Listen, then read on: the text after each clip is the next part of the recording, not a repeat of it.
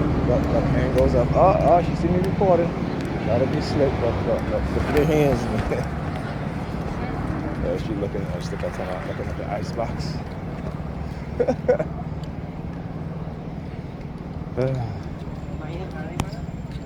Yes. Yeah. See right there. Those are pre-planned. That's not the silent sound. I can tell sometimes. As he was standing there, she was standing up, the older woman, and as I approached, they both walked off at the same time.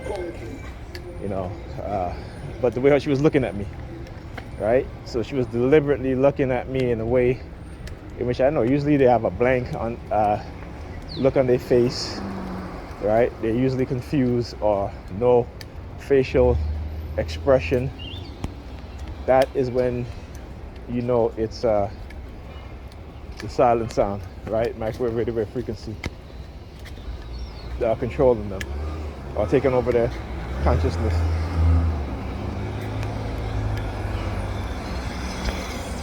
So at times you will be able to recognize whether it's something that was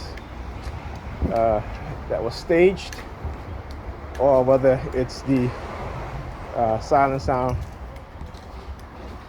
technology being used, right, to hijack their conscious state. This is one of the things you learn after many decades of going through this stuff, particularly if you are paying attention. Here goes the dike. Look, hand goes up, hand goes up, hand goes up. You got the dike. Horse playing with the hair. Look, looking at the window. So you got to understand what's going on in our community and how these people have found ways in which to entrap us, to manipulate us, to abuse us, right? To change our sexual preference using manipulative tactics, using drugs, using a host of methods that we are oblivious. When he's looking at my phone, he's asking, where you going? He's like, I'm going to work. And the guy's sitting there, he's looking at my phone. Yes, I'll tell you, they do anything to try to, get me to be quiet, right? Because they think I'm afraid to work. No, I'm not afraid to work. Okay? I'm not afraid of that.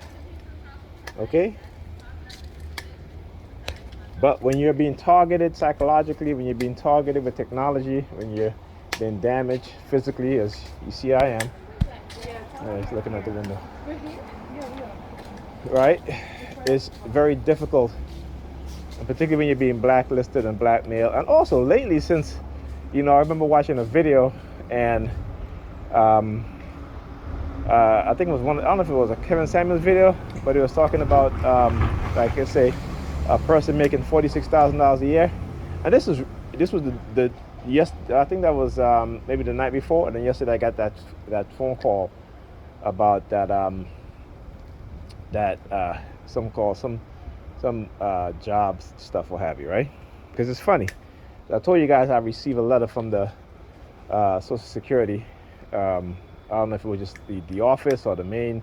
It had an official Social Security letterhead saying that in the next few, I don't remember exactly what day, maybe 20, maybe this year or something like that, that the doctors have determined that the injury to my back will heal itself. That's what the word is. And I was looking frantically for that letter because I have put it away, but they probably took it, because lately what I've been noticing is that they've been using envelopes, right? So let's say they're holding an envelope in their hand so that I can see. So they've been doing a whole bunch of shit. Okay, so this is why they think. So last night, now, like I said, I was looking for that letter, and I happened to find my my MRI and X-ray, one for my hand for my arthritis, and one for my back injury. Okay, and of course that had me on the remote neural monitoring. Because I haven't had a very uh, bad headache, in about, I would say, a week and a half or so. But when they do it now, what happens? There's a tightness in the back of my head, right? So it's like you feel this very tightness. It still hurts, but it's not not as much. But it's like this tightness. And so because they were had me on the remote neural monitoring, and I happened to look at the documents that shows my injury, and I'm reading in the bottom, and it says severe. They use the word severe. Okay, they didn't use mild, or they used the word severe. And this is what I was talking about many years ago when I first had the X-ray done on my back, and I had the MRI done on my back, and the technician had asked me when was my accident, and I said, well, I've never been in an accident, a car accident. And he was like, well, your injury and the severity of it is like someone who has been in a major car accident. you know. So again, they will always try to erase in the minds of people what they have done, the injury. And again, this takes decades, right? So it takes decades to change people's belief system, personalities. I would say, actually, it wouldn't even be decades. Now with the technology, they can do it in a few years. So, all right. So this guy in this car, in the SUV, looking at this BMW here, must be looking at the license plate. Oh, what is this? KDS 6336. Whatever. I don't know what that means. I ain't even trying to even. And again, because when they do stuff like that, it's pre-programming in your head. The triggers and the anchors. So, anyways, as I was saying, so yeah, so when I pulled out that document, okay, there was the police sirens. Okay, and again, this was quite early in the morning, after 4 a.m. because again I couldn't go to sleep. Being on the remote neural monitoring is very difficult to go to sleep, which is again is one of the symptoms of being exposed to radio wave frequency, microwave frequency weapons. Okay, at least for mind control. So they notice, and they know that I do a lot of research. I don't do as much reading as I used to, even though when you do the research, you do have to read. But what I usually do, I usually skim through a lot of stuff. I don't like really sit down and read every single thing, but I just kind of like look things over really, really quick. And when something like catches my eye, then I'll focus on that. And because again, your focus, is you're not as focused as you could be, as you used to be. When I was working, man, I used to be so focused, sit down in front of a computer for hours, working on images, working on files, fixing shit, correcting stuff, and I can't do that anymore. And they notice. They notice, But what it is that they keep using technology on the perps, to make them forget things. And, kind of like, even with me, you kind of forget to go to your doctor's appointment. You kind of forget to pick up your medicine. You can't, because again, these threats, they, even though you're aware of it, it still affects you subconsciously, right? It affects your behavior. So you hear the coughing, he walks down there coughing. You know what I'm saying? So yeah, it affects you subconsciously, and they notice. They know the injury that they've done. But again, they don't see you as human beings, and particularly if you're a black person, you're definitely not a human being. Remember, they used to eat us, right? And this is why a lot of white people today, when they watch Jeffrey Dahmer, they'll always try to eat. I remember this one white woman, she had to call her people in her community. She was like, they were sitting around the table talking about Jeffrey Dahmer, right? Trying to make excuses, and they'll say, well, look at black people, they kill each other, as if it's okay that Jeffrey Dahmer targeted black men, gay black men, right? And was eating them. You know what I'm saying? But again, if you know history, if you know the truth, you'll understand that white people used to eat black people because they consider us to be animals. And for eating black men, particularly our private parts, our testes, our penises, because they believe that it gave them sexual sexual perverts, right? You know what I'm saying? That it heightens their sexuality and makes them powerful sexually. Because that's what they think about us. You understand? And it hasn't changed. It hasn't changed. Talk about this woman, this white Caucasian officer who was chasing a black man using a lasso. She had a lasso.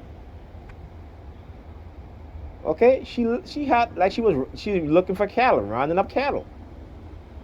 Okay, now I got to do a video on that too because there's a lot of video I want to do, and I forget a lot of shit because my target and then plus how you guys see what I do, go pick up the kids and stuff like that. So, but yeah, this female police officer was chasing this black man, and she had a lasso, and you can hear in the video her body cam. Somebody was like, "What you doing with a lasso? You gonna round it up?" She was like, "Yeah." What you think? But yeah, you know what I'm saying. But we refuse to listen, man. We refuse to listen because those of us who talk about this stuff, who expose the truth, we've been demonized. We've been, and like I said, like I said, I've been listening to Dr. Frances Cress Wilson lately a lot, okay, and just things that she says, identifying with these things, and the fact that she's saying, look, I can see these things, and I'm just like, damn, I can see them also, just like Dr. Ben, Dr. Jacquemin, you know what I'm saying? People that talk about it, Dr. Asa Hilliard, these people who are high thinkers, high thinkers, okay, and were able to, in their time, do a lot, and they have run a discrediting campaign against them, and unfortunately, we fell for it, But it's never too late to wake up and learn the truth. It's never too late to change. It's never too late to realize what has been done and reverse the behaviors. And they don't want that. That's the one thing they don't want. They don't want you to reverse the negative programming. Because once they start to see that you start to think against the negative programming, oh, they'll come after you. They will attack you. All right? They will attack you. Okay? And I'm speaking as a black man, okay? As a TI, that's a whole another ball game in itself. Okay, but I can say that I've been unfortunate to experience the ill and negative treatment of being a black person, and the ill and negative treatment of being a targeted individual. So, there you go.